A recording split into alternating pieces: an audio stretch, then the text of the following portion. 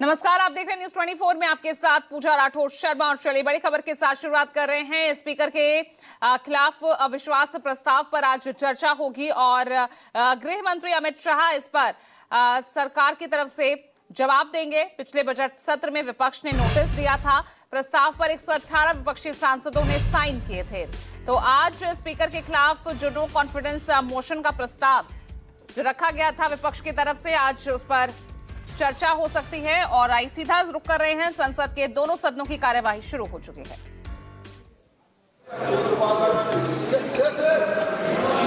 धन्यवाद अध्यक्ष महोदय।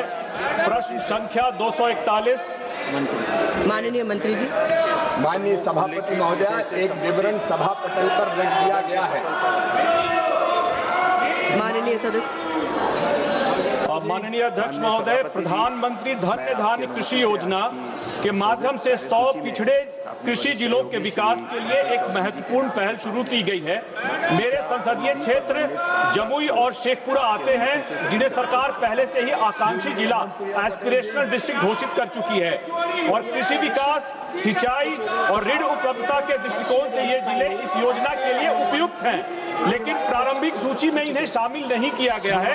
मैं माननीय मंत्री जी से जानना चाहता हूं कि क्या सरकार सूची में संशोधन करने या पीएमडीडी के वाई योजना के दूसरे चरण में जमुई और शेखपुरा को शामिल करने पर विचार करेगी। Department related parliamentary standing committee on consumer affairs. प्रधानमंत्री श्रीमान नरेंद्र मोदी जी के नेतृत्व में जो कृषि नीतियां बनी हैं, उसके कारण देश के अन्न के भंडार भर रहे हैं। मुझे बताते हुए प्रसन्नता है कि चावल के उत्पादन में भारत ने चीन को पीछे छोड़ के आज भारत दुनिया में नंबर 1 हो गया है।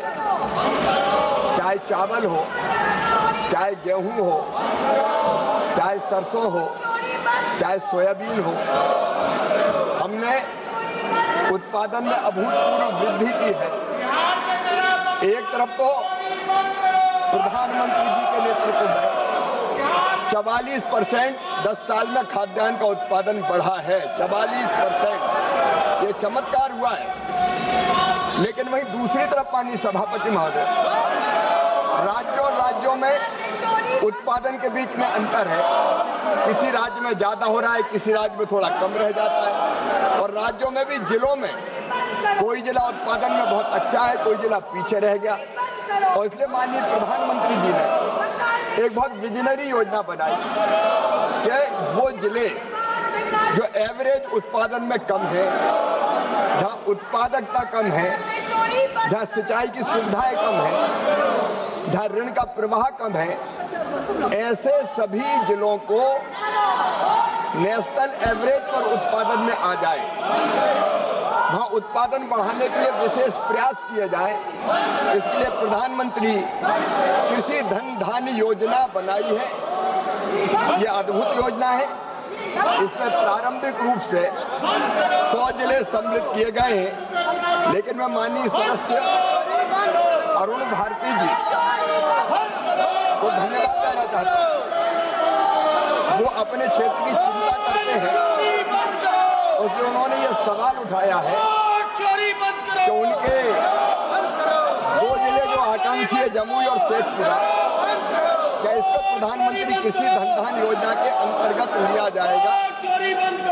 मैं उनको धन्यवाद और बधाई देते हुए क्षेत्र की चिंता के लिए कहना चाहता हूं कि अभी प्रधानमंत्री बंधन को तोलने के लिए, उसकी मजबूती को देखने के लिए इस पर चर्चा काफी जरूरी है। और इसलिए सरकार इस पर लगातार प्रयास कर रही है कि ये चर्चा हो। 12 बजे तक का इंतजार करना होगा। जी, तो क्या लगता है संजीव, क्योंकि मीटिंग भी इससे पहले हो चुकी है, कल भी एक बैठक हुई थी, आज भी बैठक हुई है, तो क्या सरकार का नो कॉन्फिडेंस मोशन को लेकर स्टैंड क्या है? चर्चा चाहती है, विपक्ष चाहता है या नहीं? क्योंकि सरकार ने तो भाई कौन कौन से स्पीकर होंगे वो भी पूरी लिस्ट तैयार कर ली है।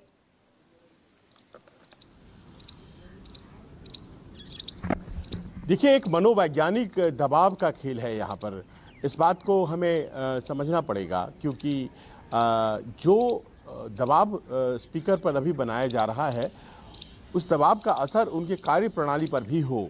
और विपक्ष को ये लगता है कि बहुत ही पक्षपातपूर्ण रहता है उनका व्यवहार, और ऐसे में अगर हमने एक मोशन ला दिया तो फिर उनकी जो एक तरह से कहें कि वो पार्टीजान हैं, वो बाय पार्टीजान हैं, यानी कि वो निष्पक्ष हैं, वो क्वेश्चन में चला जाता है।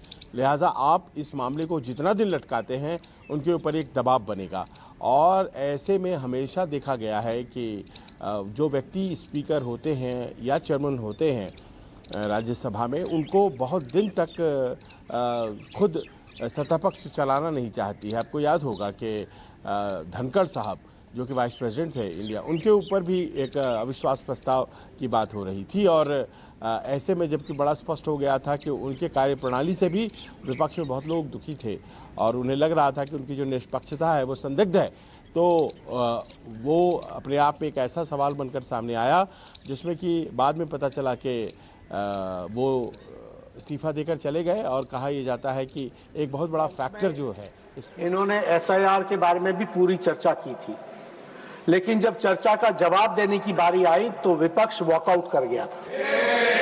ये इनका रवैया है, इनको कोई भी प्रजातांत्रिक व्यवस्थाओं में विश्वास नहीं है, डेमोक्रेटिक नॉर्म्स में इनका कोई विश्वास नहीं है।